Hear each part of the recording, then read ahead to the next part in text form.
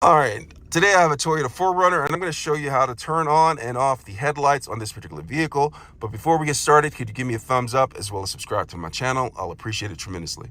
So I'm sitting in the vehicle behind the steering wheel. I'm going to look to the left-hand side. And do you see this lever right here? This lever right here is for the headlights. If you look down here, you see this right here. It is in daylight running lamps. It says that it's off. Let me zoom in a little bit so you can see that. It says off right there. All right.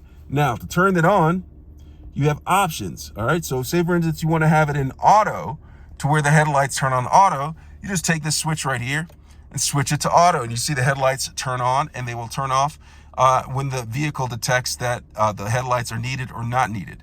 All right, now to turn on the parking lights, you just go right here and the parking lights are on. And you see how it levers up right there. If you want to turn on the daylight running lamps and have them on, you just go right here. I'm gonna zoom in a little bit so you can see this.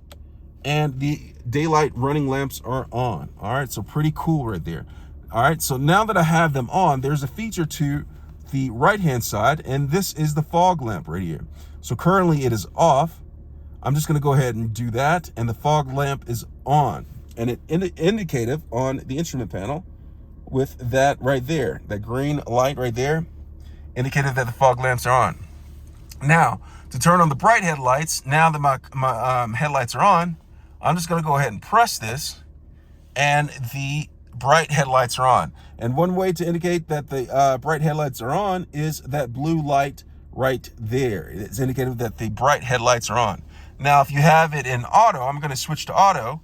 All right, you can also turn on the bright headlights as well in auto. Just go ahead and press this. And look at that. That blue light's indicated that the bright headlights are on in auto. I hope this was helpful. Thanks a lot for watching.